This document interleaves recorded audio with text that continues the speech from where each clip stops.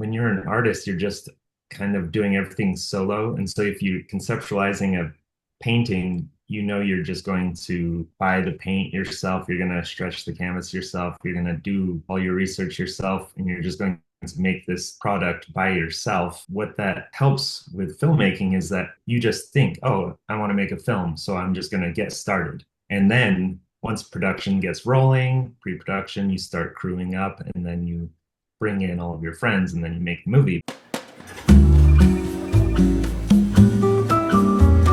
Hi, Kenny. How are you doing? Good. How are you? Good. All right, let's jump in. Mouse, the film that you wrote, directed, and starred in, had its world premiere at the Brooklyn Film Festival.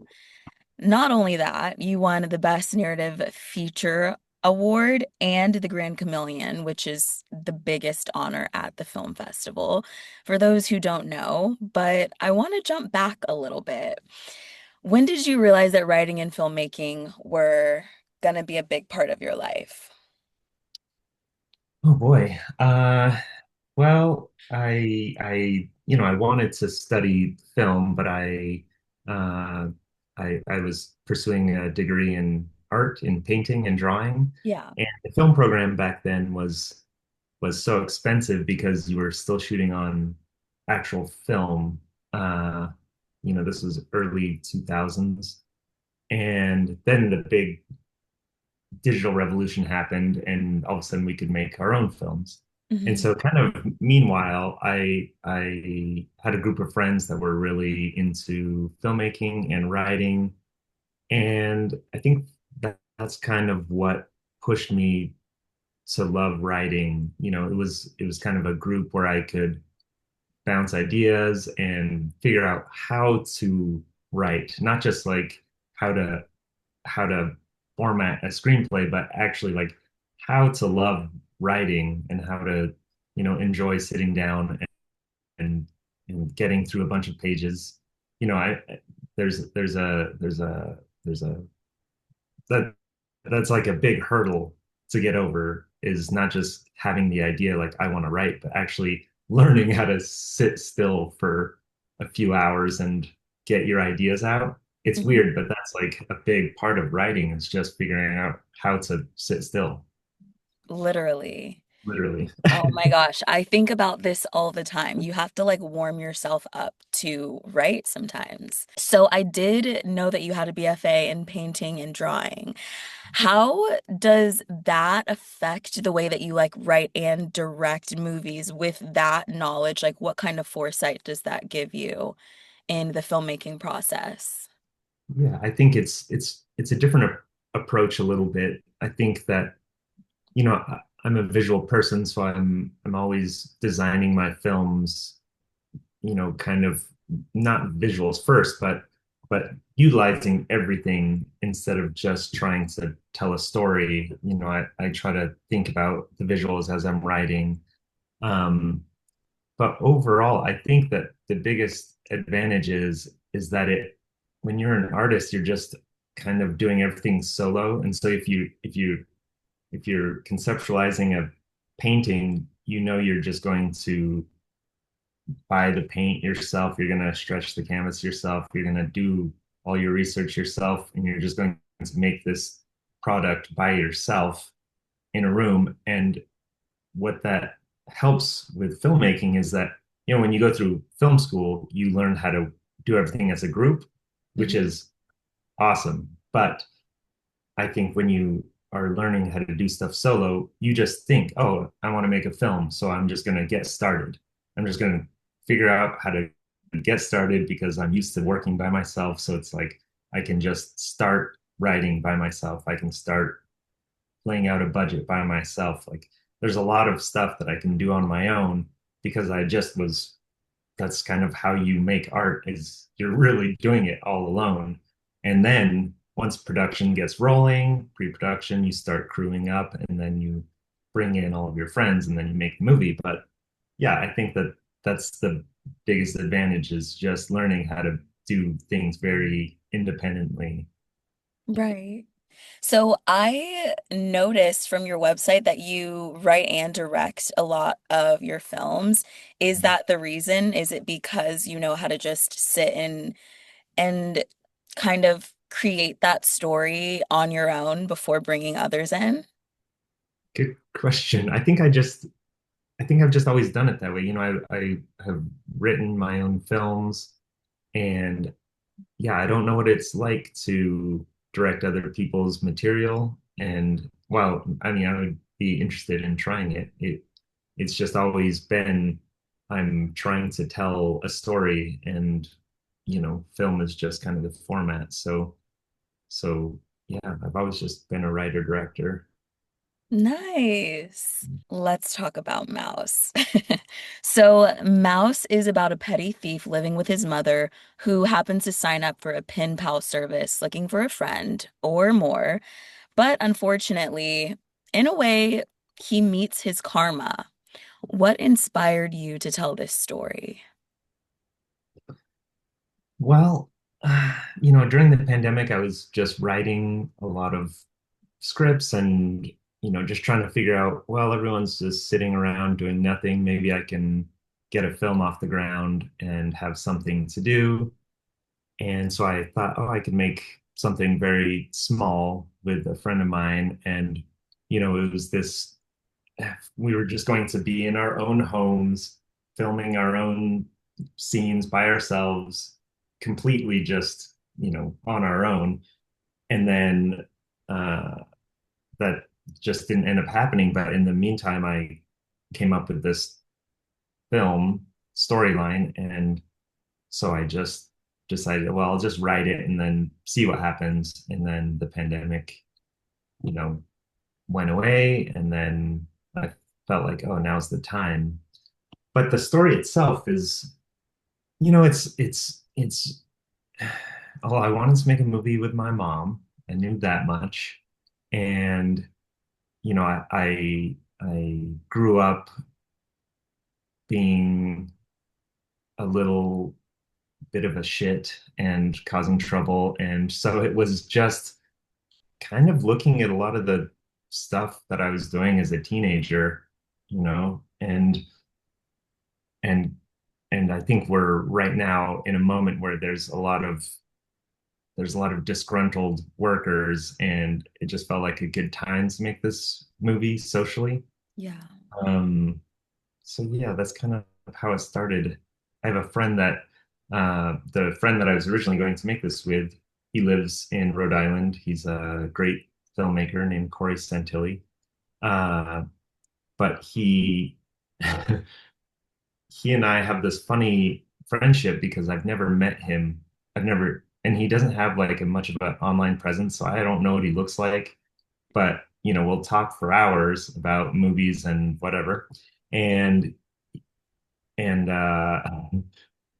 so so the idea of someone catfishing someone is like, I mean, this person, I know he's a real person because I like his movies, but he could just be, the first time he asks me, hey, will you, loan me some money, then I'll know I better watch out for this guy. So it's kind of this like running joke between he and I. And so that kind of, I think, spurred the catfishing pen pal story. Yeah. Yeah. Okay, so you pulled in a little bit of your real life. Yeah. That Um, happens, right? When you're writing yeah, something. no, it makes so much sense. And I loved like the comedic element too. Immediately, like I was pulled in with the bikes and then switching the bike seats and then painting the bike, and that was that was really cool. Tess and Denny's relationship also. That's something that really stuck out to me a lot because I know that both of them are pretending to be something they're not the whole time. And I know that both of them are lonely. We're kind of seeing loneliness from two different perspectives. Tess has someone and Denny doesn't have anyone romantically, but still you've managed to like create a film where I want her to get that stability and I want him to get what he's been seeking, somehow like putting the audience under this veil that they've created for each other. How do you execute something like that? That's a great question. I feel like, I mean, that is the most that's the most common narrative, right? I mean, you're wanting these two people on screens to have some sort of connection, and even though for them they are the, I guess that was the challenge is how to make two people have a connection when you're the format of their relationship is letters. Right. And so we have to explore it through voiceover and montage and kind of showing what the struggles each person is going through on their own, and then how they are trying to escape their own life by having this relationship with each other. And so I think that really builds that relationship pretty quickly, is because they want something else. They want the grass is always greener. They want something better than they have. Right. Um, yeah. Right. Okay. And did you always know that you were going to play the role of Denny? Uh, when, you know, kind of. So the first iteration of this, if we were going to film it completely, if I was going to just make it on my own, it really would have been me doing everything. Hmm. Uh, and then once, we decided to make it later after the pandemic, there was talk of, oh, I could maybe cast someone else, but it would be challenging. I mean, I would have to change up the story maybe because there's only so many half Japanese actors working, and while there are some, it also became the conversation like, well, what about budget? What about schedule? What's the best and most efficient way to make this film? And so we thought, well, maybe if I still act as Denny, and then we fill the other roles with other actors, I think it'll still work. And then my mom was very reluctant also because she's not an actor either. I wouldn't And have so known. yeah, she He did so did good. great. Yeah, she's so fun to watch.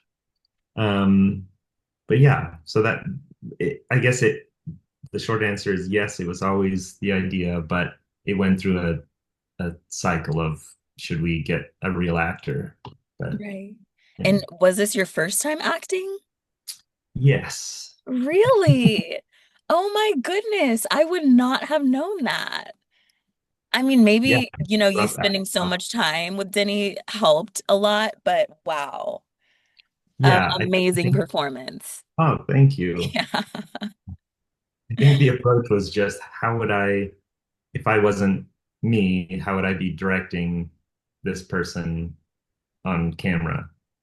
So I think that when you are trying to direct and you're trying to visualize something, and then you are then having to do it yourself with your own face, that Hmm. gets challenging, but it worked out. Yeah. Well, so what were the main challenges with that? Because you wrote, acted, and directed. That's a lot of hats. Yeah, that was, Or even what's your biggest takeaway from being an actor as well as a writer director? yeah, that's a good question.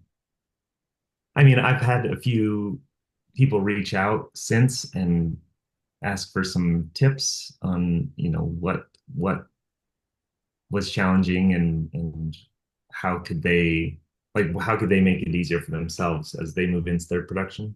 Mm, I think the main challenge is that well, it's time, because for me, I needed to have more takes, and I also needed to have playback so I could see if I was doing okay. And it's easy for me to direct someone on set if I can just watch.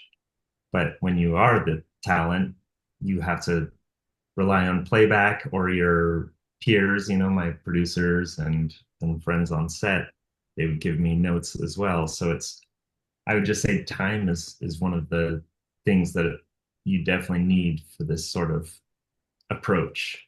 Right. And so wait, are you like saying action and then you're like starting like are the cameras already rolling? Yeah, it was so silly. Oh my goodness. I can imagine. I also saw How to Speak Clearly. I have not yet seen A Name Without a Place, but I watched the trailer a few times actually after seeing Mouse. And I noticed that in those three films, there was a common theme around like anxiety. And with spending time with these characters, has writing and creating their stories helped, like, if you were to approach an anxious situation in your life, does that help you navigate it a little bit better, seeing from those different perspectives? Yeah, I think that that's a common theme or feeling in my films. The Strongest Man is another film that I made that, I mean, the character expressly has anxiety, and the embodiment of his anxiety is this kind of uh, grassy palm frond creature.